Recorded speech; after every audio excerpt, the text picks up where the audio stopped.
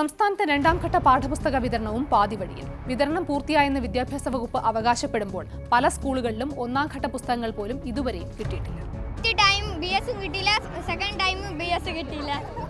കിട്ടാത്തവര് ബാക്കിയുള്ളവരിൽ text കിട്ടിയവരിൽ text വാങ്ങിയിട്ട് ബാക്കിയുള്ളവർ എല്ലാ പാഠവും ഫോട്ടോ കോപ്പി എടുക്കാനാണ് സാർ പറയുന്നത്. ഇംഗ്ലീഷ് മാത്രമേ കിട്ടിയുള്ളൂ, നമുക്ക് ഇംഗ്ലീഷ് വേറെ ഒന്നും കിട്ടിയില്ല. ബേസിക് സയൻസ് എല്ലാവർക്കും കിട്ടാറുണ്ട്. നമ്മൾ ഓരോ കോപ്പികളാണ് എടുത്ത പഠിക്കുന്ന ഒന്നും മനസ്സിലാവുന്നില്ല. കോപ്പി എടുക്കുമ്പോൾ കുറേ പോവും, കുറേ മങ്ങും, കുറേ കാണാൻ പറ്റില്ല, പിന്നെ രണ്ടായിട്ട് കാണും. അടുത്ത അധ്യയന വർഷം ആരംഭിക്കുന്നതിന് മുൻപേ പാഠപുസ്തക വിതരണം ആരംഭിക്കാൻ വിദ്യാഭ്യാസ വകുപ്പിന്റെ നീക്കം.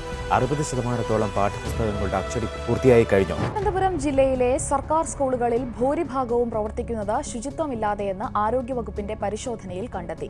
ആൺകുട്ടികൾക്കും പെൺകുട്ടികൾക്കും പ്രത്യേക ശൌചാലയ സൗകര്യം ഒരുക്കാത്ത സ്കൂളുകളെയും പരിശോധനയിൽ കണ്ടെത്തി. ചെള്ളുകലർന്ന അരിയും പഴകിയ പച്ചക്കറികളും ഉപയോഗിച്ചാണ് പല സർക്കാർ സ്കൂളുകളിലും ഉച്ചഭക്ഷണം തയ്യാറാക്കുന്നത്. പാചകപ്പുരയിൽ ശുചിത്വമേ ഇല്ലാത്ത അവസ്ഥ. വാട്ടർ ടാങ്കിൽ മരം കിളിർത്തിട്ടും ആരും കണ്ടില്ല. പലയിടത്തും ടോയ്ലറ്റുകൾ എണ്ണത്തിൽ കുറവ്, ഉള്ളതിന് തന്നെ വൃത്തിയില്ല.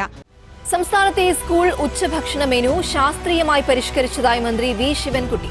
Veg rice, biryani rice, lemon rice തുടങ്ങിയ വ്യത്യസ്ത വിഭവങ്ങൾ ഉൾപ്പെടുന്ന ഭക്ഷണക്രമം നടപ്പാക്കും. പുതിയ അധ്യയന വർഷം വിദ്യാർത്ഥികളെ കാത്തിരിക്കുന്നത് ഡിജിറ്റൽ ക്ലാസ് മുറികളാണ്. സർക്കാർ എയ്ഡഡ് വിദ്യാലയങ്ങളിലെ 8 മുതൽ 12 വരെയുള്ള 45,000 ക്ലാസ് മുറികളാണ് ഡിജിറ്റലാകുന്നത്. സ്കൂളുകൾ തമ്മിലുള്ള ആശയവിനിമയത്തിനുള്ള ഡിജിറ്റൽ നെറ്റ്വർക്കിംഗും അന്തിമഘട്ടത്തിലാണ്.